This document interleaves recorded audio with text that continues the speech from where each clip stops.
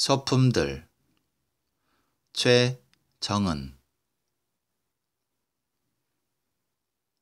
되돌아보면 나의 출발은 어리석은 충동에 힘입은 것이었다.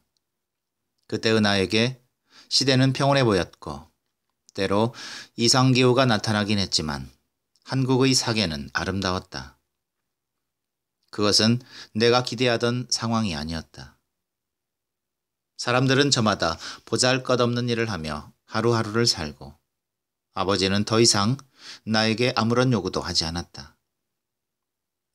아무도 나의 이름을 알아주지 않고 아무도 나를 그들 속으로 끌어들이려 하지 않는 세계 속에서 20살에 막 접어든 나는 그렇게 이름 없는 혼자였다. 나는 한순간에 생활의 활로로 나서고 싶다는 강박관념과 함께 불행을 기다리기 시작했다. 아직 의지가 무엇인지 알지 못한 그때 속도에 파묻혀 평온한 듯 보이는 세상의 경류 속으로 나를 집어던져둘 힘을 갈구했었다. 관성에 만취한 생활의 밑동부터 흔들어 깨워 화들짝 놀란 눈으로 세상을 바라보게끔 할 수 있는 살아있는 힘. 나를 절망케 할 진정한 불행이 무엇인지 깨닫지 못한 채 나는 조급하게 의식의 표면으로 떠오른 그것을 선택했다. 다른 누구를 연루시키지 않고 결행할 수 있는 최선의 불행. 그것은 7살 이후 14년 동안 머물러 온 K라는 도시를 떠나는 것이었다. 도시 K에서 나는 3번 이사했다.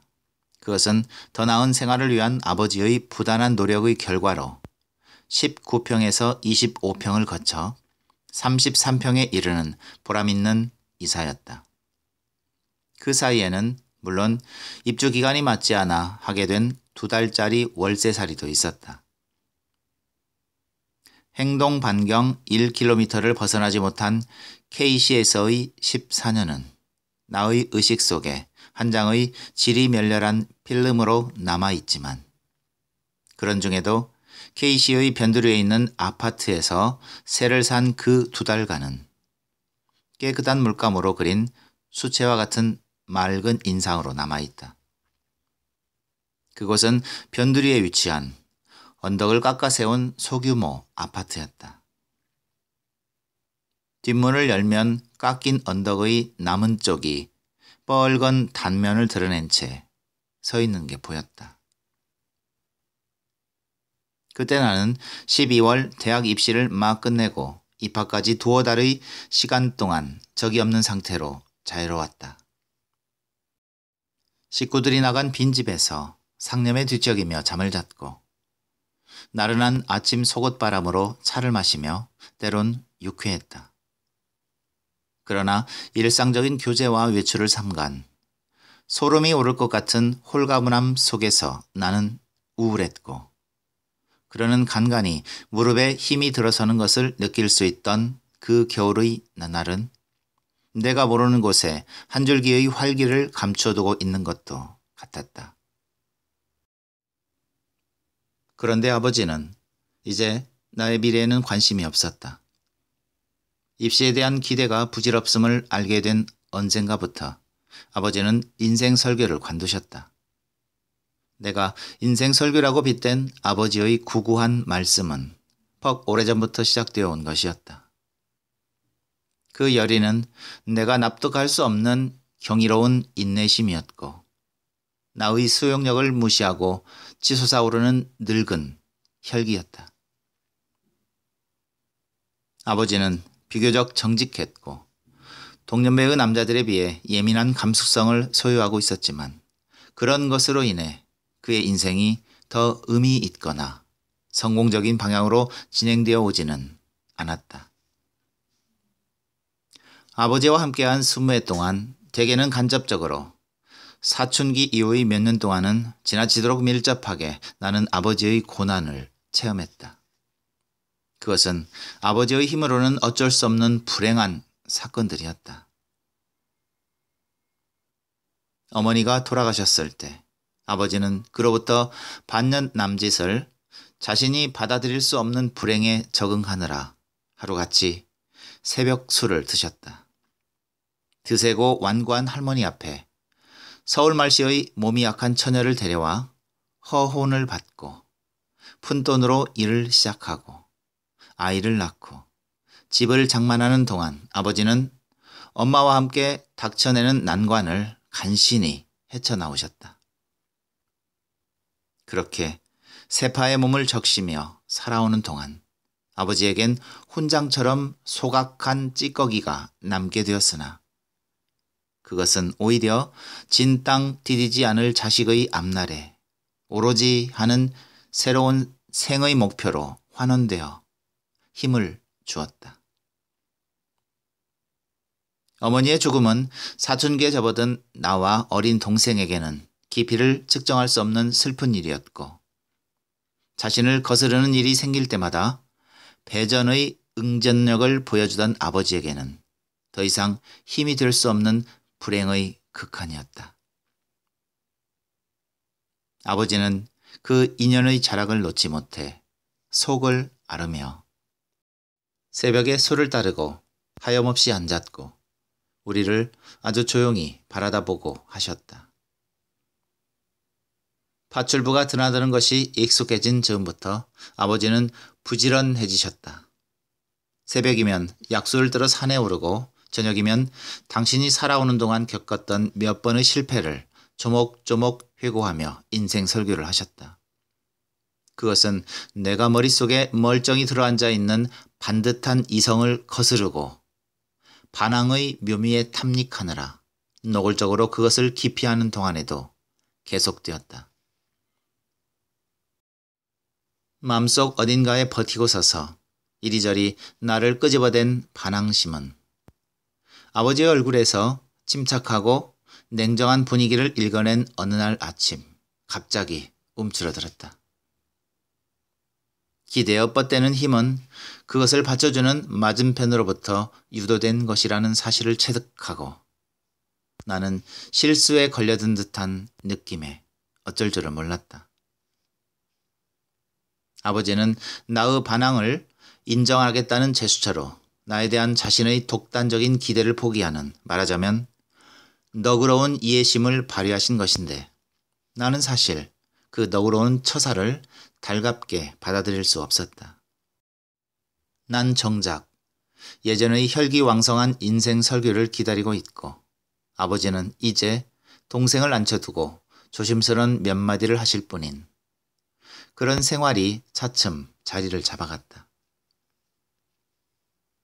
나는 몸 안에 잠잠히 휘돌던 강한 저리오의 주변을 서성거리며 입시를 맞았고 형편없이 실패했다. 재수의 1년은 나와 식구들이 조심스럽게 배려를 주고받는 시간이었다. 서로 간의 자존심과 위상을 존중하면서 깊숙한 참견을 일체 금하는 고려의 배려. 그러저러한 것에 서운할 겨를도 없이 나는 바빴다. 원체 학업을 등한시해온 나였지만 진학 외에 다른 진로는 생각해 본 적도 없던 터라 낙방은 어쨌든 나를 불안하게 했고 뭔가 분위기가 다른 체제에 발을 들여놓고 싶다는 욕구도 적지 않았다. 때문에 커리큘럼에 충실해 본 적이라고는 없는 내가 빈틈없는 학원의 체제에 호흡을 맞출 수 있었고 막연해 보기만 했던 1년을 하여간에 끝낼 수 있었다.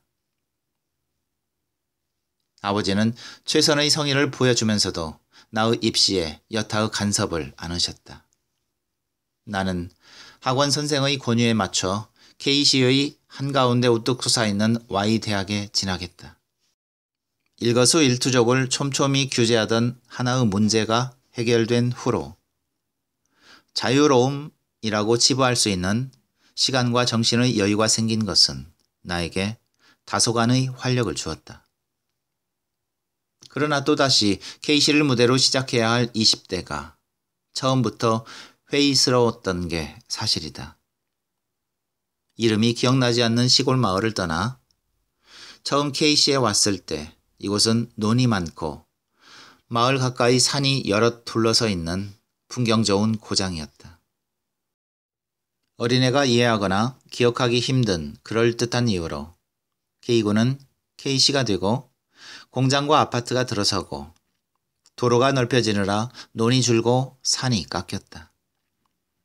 공장으로 모여든 타지방 출신의 사람들과 발전의 급속도를 타고 졸부가 된 토박이들과 K시의 번영과는 상관없는 고만고만한 사람들로 밀집된 K시는 흡사 삐그덕거리는 삼륜차체 모양으로 구불구불한 자국을 그리며 8, 90년대를 넘어섰다. K시의 시민들은 시장에서 길거리에서 만나 인사를 나누고 그들의 자제들은 K시의 곳곳에 서 있는 삼류대학으로 진학했다. 상경한 며칠 뺀 내 동기 동창의 대부분이 Y대학에 있었다. 그들은 배부른 돼지 마냥 뒹굴던 나의 전적을 너무 잘 알고 있었기에 나는 그들과 또 무엇을 함께 한다는 것에 의욕이 나질 않았다. 그저 K시를 제외한 곳이라면 어디라도 나의 무대가 될 수 있을 것 같았다. 나의 약점, 나의 과거를 아는 여러 사람들로 가득한 K시만 아니라면 나는 어디서라도 황홀한 데뷔를 할 수 있을 것 같았다.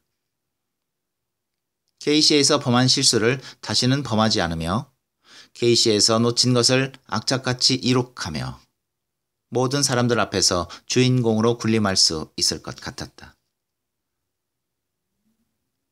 입학한 후 내가 본 것은 몇 번의 소규모 집회와 데몬스트레이션, 각종 행사, 남녀 간의 싱거운 수작들, 약간의 지저분한 사건들이 전부다. 나는 집회에도 연회에도 참여하지 않았다. 그들은 내가 동참하지 않는 것을 조금 찌푸린 눈으로 쳐다볼 뿐 나를 방해하려 들진 않았다. 나는 나날이 퇴화되어가는 의식의 급속도를 감지하고는 참을 수가 없어졌다. 어느 순간 결심한 것을 뒤도 돌아보지 않고 저질러버리고 싶은 충동이 격하게 나를 뒤흔들어 혼탕하게 출렁이는 의식의 밑바닥으로부터 스멀스멀 기어오르는 경기를 느끼며 입학 3개월 만에 학교를 그만뒀다. 내가 던진 자퇴서는 지극히 행정적으로 처리되었고 학교는 2만의 학생이 붐비는 가운데 여전히 건강했지만 차곡차곡 발전을 쌓아온 아버지의 가정은 급정거한 자동차처럼 흔들렸고 그 속의 사람들처럼 식구들은 놀랐다. 나의 입학의 즈음에 옮겨온 새 집에서 식구들이 이제 막 익숙해진 참이었다. 오래도록 아무 일 없어도 좋을 내 아버지의 집, 그 기둥을 흔들어 놨다. 그러니까 나는 또 반항을 한 셈이다. 무슨 계획이 있었던 게 아니다. 신경의 말초까지 밀려드는 견디기 힘든 저항감이 3개월간 나를 부축해 세운 결과였다. 원했던 것은 단지 등을 떠미는 기운과 마주하고 무릎이 흔들리는 채로 한참을 서 있고 싶다는 그것뿐이었다. 아버지를 노엽게 한 자퇴가 어이없게도 출발을 알리는 싱싱한 폭음처럼 나를 들뜨게 하여 내디딘 걸음 힘껏 밀어 급기야 가슴을 속도에 부딪히며 달리게 되기까지. 이제 나는 이것이라는 확신도 없는 하나의 도화선을 들고 무작정 시작하고 싶었다. 세상을 모르고 또한 자기를 모르는 자의 어리석은 충동. 그것에 힘입어 나는 K시를 떠났다. 초여름의 일광을 들이온 S시의 창공에는 허를 감춘 기운이 있다. 경계의 바깥 자리에 서서는 중심이 보이지 않는다. 중심까지 걸어간다고 해서 밀도 있는 전망이 확보되는 것도 아니다. 여러 번의 우회가 필요할 뿐이다. 빌딩 모서리를 치고 반사에 날아오는 첨예한 빛에 놀라 눈을 감고 있던 잠깐 동안 가장 민감한 감각의 부위를 스쳐간 후끈한 느낌이 무엇이었든 간에 처음 내려선 SC. 파열된 빛 부스러기 날리는 창공 아래서 나는 단연 긍정적이었다. 아버지의 노여움을 설득하는데 진력한 기억은 고스란히 가라앉고 수중에 돈이 떨어질 때까지 일 없이 도시 내부를 누비는 며칠 동안 가슴 속을 넌출거리는 창명한 물결은 쉬이 진정되지 않았다. 그 도시의 이색적인 무드가 우호적인 것이라고 객적은 판단을 내린, 그러니까 나는 당시 희망적이었다고 말해도 좋다. 나의 개입을 대수롭게 생각하는 어느 한 사람도 없던 그때, 그곳에서 우선 돈이 되는 일부터 찾아 하면서 밤을 아껴 무언가 정신적인 작업에 몰두할 계획을 세웠다. 블루 칼라로 하루의 절반을 산다는 것은 생활을 유지하는 데도 마음을 단련하는 데도 유익했다. 그런대로 생활의 구색이 잡힐 무렵 나는 SC의 중심가에서 좀 비켜있는 곳에 자리 잡은 한 서점에서 점원으로 일하게 되었다. 내 자리가 있고 일에 일정한 패턴이 있는 월급제의 직장. 그곳에서 나는 오래간만에 안정감 같은 것을 맛볼 수 있었다. 그것은 SC에 온 이후 줄곧 나를 다그치던 긴장감을 적절히 이완시켜 훨씬 나은 방향으로 나를 발전시킨 듯했다. 이제 나는 KC에서 그랬던 것처럼 게으르고 싶지 않았고 그럴 여유도 없었다. 스스로 만족할 수 없는 부실한 근면함으로 낮을 보낸 날 밤은 왠지 일이 되지 않았다. 그 즈음에 나는 소위 정신적인 작업이라 부를 수 있는 일을 시작하고 있었는데 그것은 연극의 대본을 쓰는 일이었다. 그 일을 애초부터 계획하고 SC에 온 것은 아니었다. 기온이 꽤나 치솟은 어느 날 정오쯤에 서점 밖에 서 있는 게시판을 무심결에 바라본 순간 콘서트 포스터가 2장, 연극 포스터가 3장, 구인 광고가 1장 붙었길래 우발적으로 결심한 일이다. 내가 일한 서점은 전문 서적이 부족한 중소규모였기에 집에 돌아오는 길에 중심가의 큰 서점을 들러 참고 서적을 여러 권 사다 두었다. 젊은 사람들이 모여 실험극을 주도한다는 극단 M을 찾아 여름 한철 고심에 쓴 대본을 들고 갔을 때 천장이 낮은 창고 같은 공간에서 땀을 닦던 그 초췌한 사람들은 나를 거절했다. 나 자신 대본 따위는 안중에 없게 되었고 정수리에 바짝 오른 오기에 떠밀려 그곳 문턱을 드나들다가 되었다는 것이 소품 담당이다. 극단 M의 모든 단어는 아마추어다. 생활을 진행시키고자 하는 의지 아래 연극을 추구하고자 하는 열정을 품은 자들이다. 생활을 훼손시키는 것을 두려워하면서도 가슴 밑바닥에 놓은 한 줄기 서늘한 바람 같은 것을 일으켜 생활의 한켠에 세운 사람들. 그들이 내놓는 대본이라는 것은 내가 쓴 그것의 초안 정도의 꼴도 안 되는 것으로 이른 거진 작업 중에 의견을 모아 그것에 대한 누차례의 수정을 가하면서 진행되었다. 매번 정식의 공연을 위한 준비였더라도 그 절차의 불가해한 까다로움에 여러 번 당황한 그들은 그것을 전제로 하되 목표로 두고 있지는 않았다. 그저 됐다 싶으면 예의 작품은 완료된 것으로 무대에 연연함이 없이 끝을 냈다. 리더가 있었는데 그들이 창고 같은 작업실에서 본의 아닌 아마추어로 여가 선용도 안 되는 그 궁상을 떨고 앉아있는 것은 그 때문인 듯 싶었다. 그는 집단 창작이라는 방식에 대단히 매료되어 있는 것 같았다. 매료라는 탐미적 어휘로 경망이 입될 것은 아닌데 그가 자신의 신조를 관철시켜 나가는 과정을 목격하는 것은 여간 놀랍고 곤욕스러운 일이 아니었다.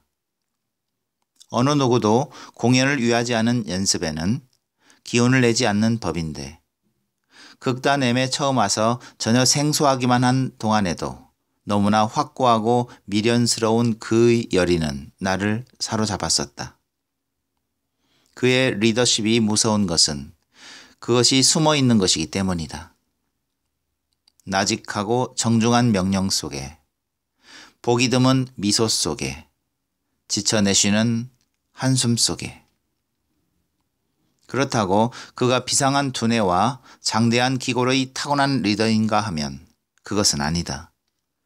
내가 아버지에 대한 반항으로 10대를 얼룩지으며 소요하는 동안 그는 통속적인 신분 상승을 위해 독학을 했노라고 노골적으로 말했다. 그러니까 내가 보호자를 가진 미성년의 학생이었을 때 그는 주인의 눈치를 살피며 밤에 공부를 하는 꾀재재한 정비공이었다. 다 읽은 석간 휴지통에 털어넣듯 오만 폼을 잡으며 내가 자퇴서를 던졌던 그 무렵 그는 이미 두텁게 자신을 휘덮고 있던 막을 헤치고 명령과 미소와 한숨을 쏟아부을 수 있는 무대를 만들어 놓고 있었다. 그리고 열악하기 그지없는 그곳에서 어떤 욕구를 담은 단원들의 한결같은 눈을 이끌며 공연에 닿지 않는 연습을 계속하고 있었던 것이다. 그의 사생활에 대해서 들은 바가 좀 있다. 서너 번 드나드는 동안 한 번 쳐다보지도 않던 그가 이번이 마지막이라고 속을 벼르고 간 날 공갈처럼 선뜻 받아주길래 갑자기 긴장이 풀린 나는 물었다. 무얼 하면 되느냐고. 별걸 다 묻는다는 표정으로 잠시 두리번거리다가 소품이라고 한마디 툭 던지고 볼일 보러 나간 그. 소품이란 것이 당최 쓰일 일이 없는 그들의 연습을 구경하면서 간식을 사다 나르고 바닥을 쓸고 하느라 소품 담당이라는 내 명함이 어이없이 구겨지는 동안에도 어김없이 나를 소품이라고 부르던 동료 제이를 따르면서 알게 된 그의 과거는 흥미로웠다. 같은 대학에 다니고 있던 제이가 그를 처음 만났을 때 그는 주변에서 독특한 몰골과 분주한 행각으로 잘 알려진 이였다. 제이와 엘이 극단 M의 운영을 시작한 것은 대학 3학년 가을 무렵이었다고 하여 더듬어 보니 당시에 나는 사춘기 후반에 있었다. 아버지와의 유대가 어느새 소원해진 것과 내가 선 분기의 지점을 벼랑간 직시하게 됨으로 인해 당혹과 불안으로 점철된 온 정신이 끈끈한 폐유처럼 술렁댄 엘은 의욕에 차 있었다고 한다.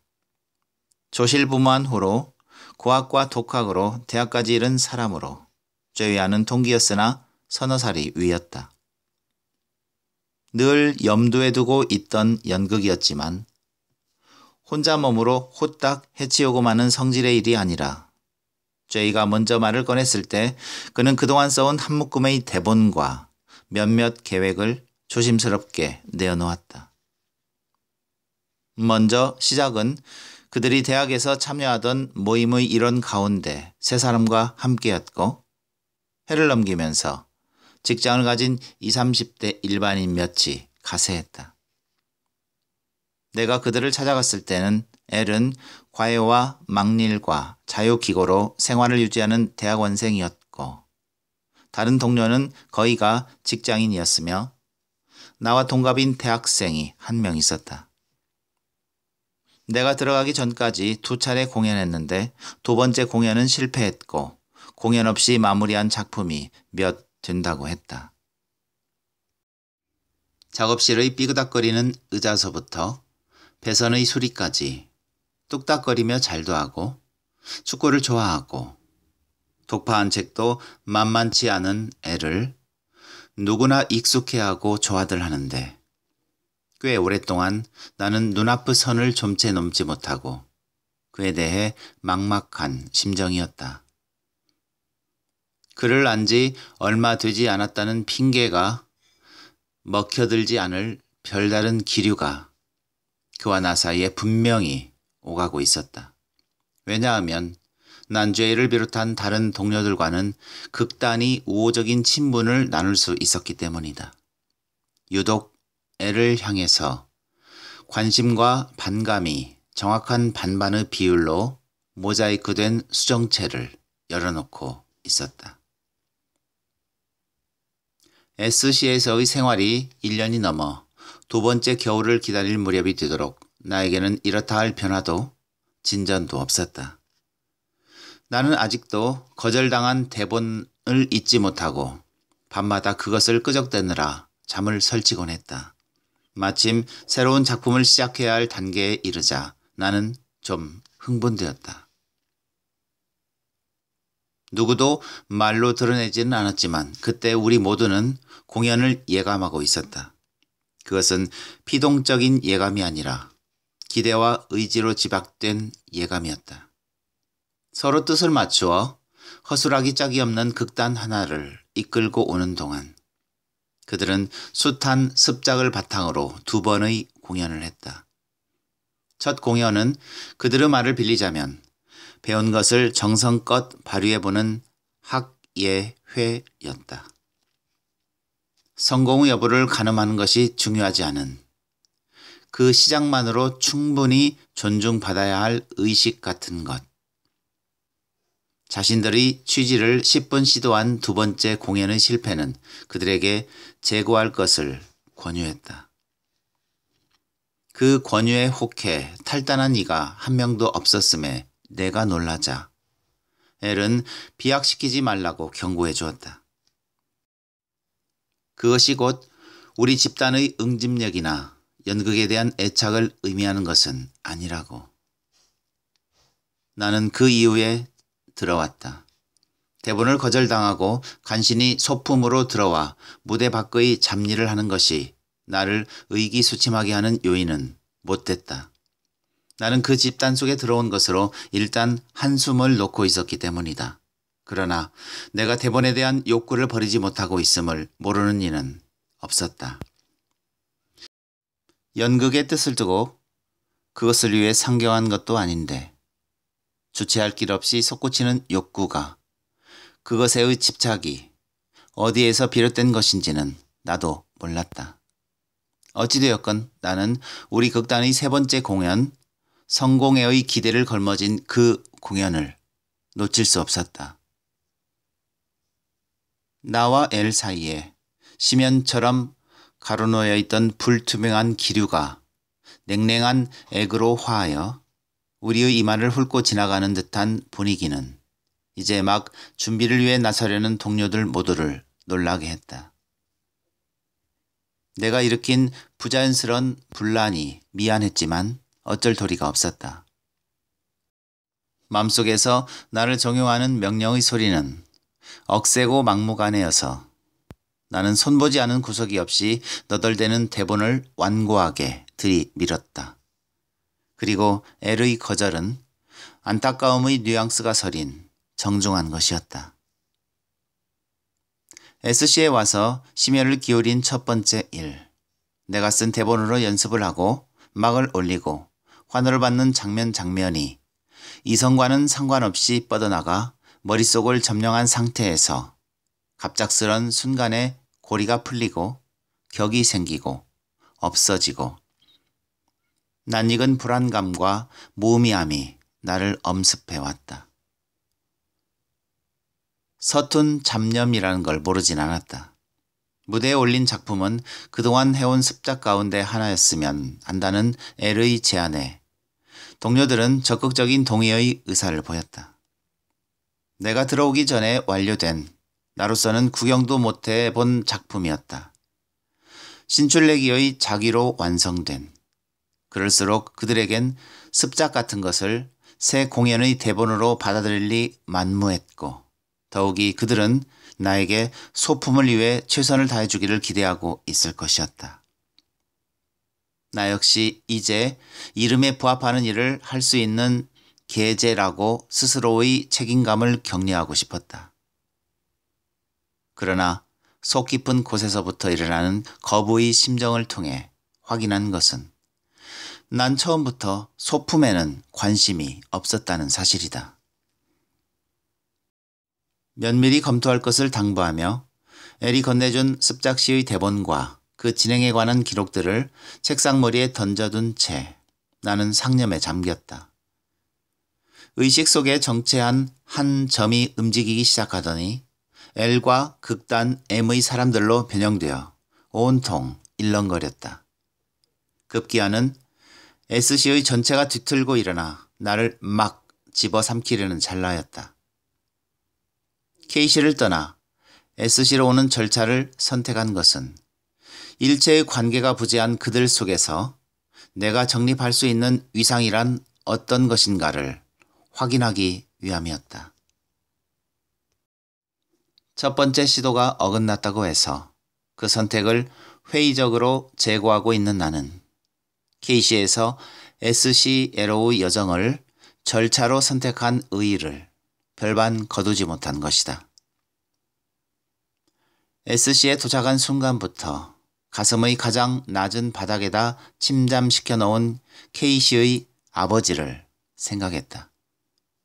나를 만류했고 설득했고 화를 낸 아버지께 몇 번 소식을 전하고픈 마음도 들었지만 단호한 결심과 같이 손을 거두곤 했었는데 느닷없이 그날 밤을 견디지 못하고 동생 앞으로 편지를 썼다.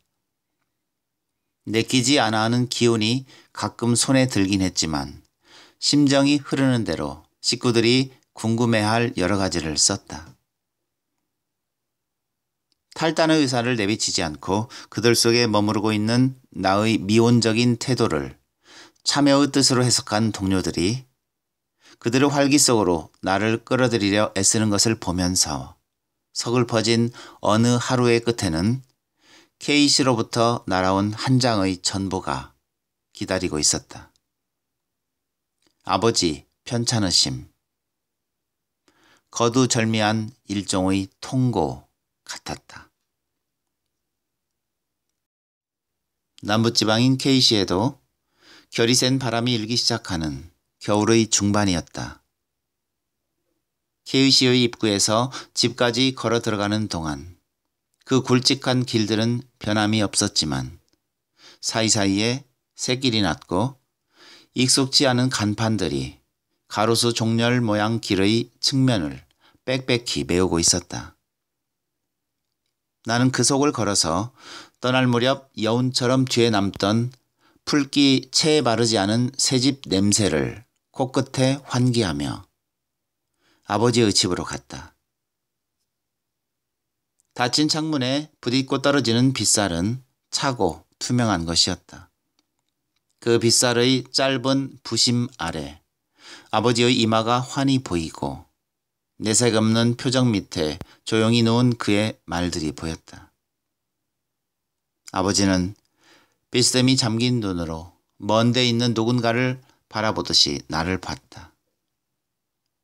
어머니가 돌아가셨을 때도 꺼지지 않던 거뭇한 광채 한 점을 그 눈에서 찾을 수가 없었다. 그의 발병을 납득해 보려고 한참을 앉아 있자니 말 한마디 새나가지 않는 우리의 재회를 의아히 여긴 동생이 문을 열고 들어왔다. 나와 동생 사이에는 평행한 격 같은 것이 있다. 같은 쪽을 보고 있으면서도 우리의 시선이 맞닿은 적은 없었고 매사 대처하는 방식과 성향이 사뭇 달랐다. 무엇을 가늠한 능력이 미처 서지 않는 나이대에도 동생은 나의 사춘기와 반항을 인정하지 않겠다는 성격의 분명함을 보였었다. 그리고 또 다른 성격의 분명함으로 나를 존중하는 자세를 지켜왔다. 내가 그토록 부유했던 이제 꼭 그 나이에 이른 동생은 보폭 하나 흔들림이 없이 격의 저쪽을 건강하게 걷고 있다. 의학 지망이라고 했다.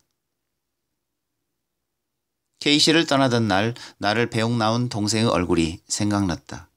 그 얼굴은 차가웠지만 나를 안도하게 하는 가장 동생다운 얼굴이었다.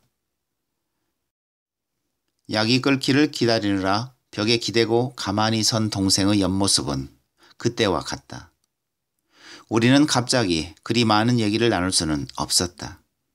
우선 아버지의 병원에 가는 것과 각자의 신변 잡기에 대해 얘기했다. 그리고 앞으로의 일에 대해서도. 아버지가 대화를 하실 수 있을 정도의 호전을 보인 것은 제법 날이 지난 후였다. 그 사이 나는 동생과 지내면서 가끔 외출도 했는데 나를 아는 몇 사람과 우연히 마주쳐 인사를 하기도 했다. 이미 잠자는 소문이 되어버린 나에 대한 이야기가 이제 그 사람들이 저녁 자리에서 소소히 오갈 것이었다.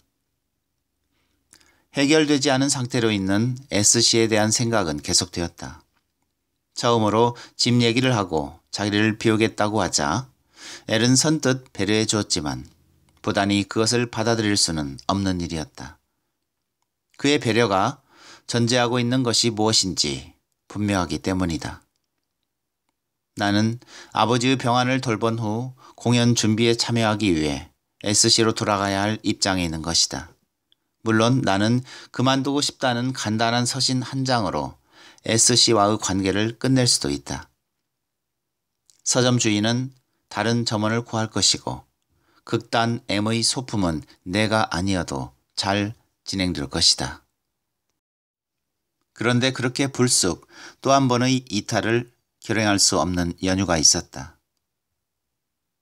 아버지와의 대화는 몇 번의 우회적인 질문으로 시작되었다. 내가 당신의 병환에 대해 묻는 것을 꺼리듯 아버지 역시 나의 객지 생활에 대해 단도직입적으로 묻지 않으셨다. 그저 아버지는 내가 다시 집으로 돌아올 의향은 없는지를 알고 싶어 하셨다. 아버지가 내게 하신 질문들이 내가 예상했던 바와 엇갈리고 뭔가 문제를 감지하신 듯 나의 심중을 묻는 아버지를 대하기 전까지 스스로 K씨의 집에 대한 애착 같은 것은 믿고 있지 않았다. 그런데 아버지가 막 손을 내밀자마자 나는 무조건 그 손을 덥석 잡고 싶어진 것이다. 문득 뇌리의 한가운데 국룡같이 일어난 생각 하나가 곧 주저앉을 것만 같은 내 졸렬한 의지에 제어를 걸었다. 아버지의 발병은 결국 나의 부재 때문이라는 것을 나의 직관은 알고 있었다. 병이 그를 쉬이 보고 달겨들어 마침내 점령하도록 나는 그를 떠나 있었고 떠나서 만족스럽지 못했으며 문제를 안고 돌아왔다. 아버지는 나의 실패에 두려움을 가지고 있었는데 그것은 내가 그의 가장 비밀스러운 성향을 물려받았기 때문이다. 아버지의 인생에 있어 치명적이었던 몇 번의 실패는 모두 그 비밀스러운 성향 때문이었다는 것을 나는 언젠가부터 감지해왔다. 그의 성격에 기저에 감추어진 감정적이고 섬약한 아집. 무리의 힘에 밀려 그것이 가슴 밑으로 잠적한 후에도 결정적인 선택의 기점에선 그 목소리를 거역할 수 없었던 나의 아버지. 그의 성향을 내가 흡사히 받아 지니고 있던 것이다. 어릴 적부터 아버지가 건사하는 데 유념한 동생은 동생이 아니라 늘 위인 나였던 것은 그러한 이유 때문이었다. 아버지는 자신의 비밀스러운 성향으로 인해 내가 실패하게 될지도 모른다는 예민한 두려움을 갖고 계셨다. 그래서 그는 나의 앞날이 안전해야 한다는 강박관념으로 그토록 입시에 집착하셨던 듯했다. 내 속에 있는 감정적이고 즉흥적인 성향으로 인해 나의 앞날이 아무런 훼손을 당하지 않도록 무리가 인정하는 확실한 가치 아래 나를 세워두고 싶으셨던 것이다. 그것에 나는 반항을 했고 그 반항에 아버지는 체념을 했었다. 자퇴 이후의 나의 행보는 아버지가 두렵게 예견한 실패와 다르지 않다. 충분히 아버지를 절망시킬 수 있는 도정 위에 있는 것임을 나는 부정할 수가 없다. 그 도정의 끝은 K씨의 집이 아니라고 단언하지도 못한다. 그런데 긴 안목으로 현황의 전과 후를 초감하기 전에 나에게는 초석과 같은 통과 의례가 남아있음을, 그 모든 경박한 상념에도 불구하고 간과할 수가 없었다. 그것은 모른 척해도 흔적이 남지 않을 지극히 무용한 절차에 지나지 않는다. 내가 SC로 돌아가 소품의 역할을 하지 않는다고 해서 K시의 어느 누구가 문제 삼지 않을 것이며, 다시 K시에서 아버지와 함께 생활을 시작한들 그들이 그리 오래 그것에 대해 참견할 수는 없을 것이다. 그리고 SC는 내가 떠나서 돌아오지 않는다는 사실을 그리 대수롭지 않게 받아들이게 될 것이다. 처음 그곳으로 내가 갔을 때 역시 그러했던 것처럼 그건 당연한 일이다. 어쩌면 제이는 섭섭해할지 모르고, 그러나 엘은 소품에 적절한 사람을 찾아 그에게 차분히 역할을 설명할 뿐일 것이다. 소품이라는 것이 바로 그렇다. 공연의 역동적인 일부가 되지 못하고 잠시 그 자리에 있어주는 것이 전부인 역할이다. 그것이 다하는 전부는 공연이라는 대열을 빛내는 가장 작은 비늘에 불과하다. 그 비늘을 갖추는 일은 대의 펄떡거림에 압도당하는 자에게 별 의의가 없다. 더욱이 자신이 그것을 담당한다는 것보다 누군가가 그것을 담당한다는 것이 중요하다는 사실은 그에게 모욕적이기까지 할 것이다. 나는 그런 부류의 표본이었다. 돌아온 K시에서 나는 뿌리 없는 의기만을 가득 품고 이 도시를 떠난 그때와 조금도 달라진 바 없는 나의 본색과 따라서 가벼이 꿈꾼 속도에 반동하는 질주가 내게서 한 걸음도 실현되지 않았음을 확인했다. 단지 스스로 조금의 변화를 감지한 부분이 있다면 그것은 아버지에 관한 것이다. SC로 돌아가겠다고 마음을 고친 것은 이제 아버지에 대한 불손한 반항은 아니었다.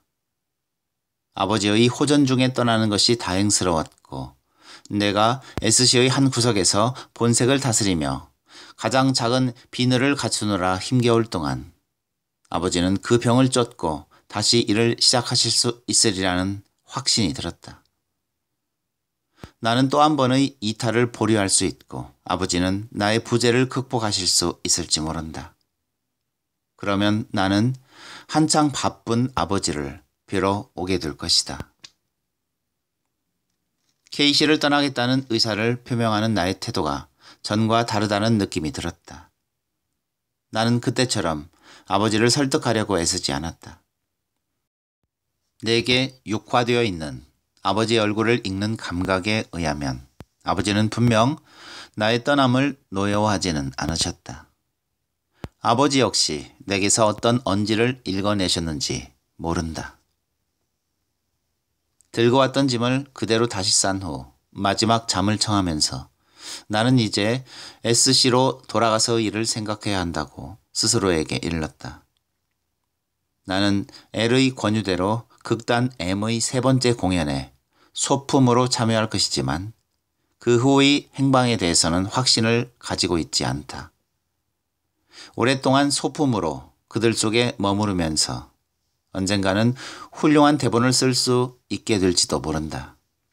혹은 다시는 온몸을 빛내며 펄떡이는 대어의 가장 작은 비늘 따윈 되지 않겠다고 한껏 심기를 웅크린 채 K시행 기차에 앉게 될 수도 있다. 그러나 밀물처럼 천천히 의식을 적시고 들어오는 잠 때문인지 더 이상 나는 앞질러가는 생각의 뒤를 쫓고 싶지 않았다. 늘 더 먼 곳으로만 뻗어나가는 신경의 선에 불이 꺼지자 기억의 어두운 저편에서 뻗뜩 불꽃이 일며 회상의 선이 열렸다. 그 선을 따라 지나온 도정을 하나하나 짚어가며 나는 깨어있는 의식의 마지막 분자가 완전히 잠들 때까지 계속해서 독백을 했다. 나는 내일 K시를 떠난다.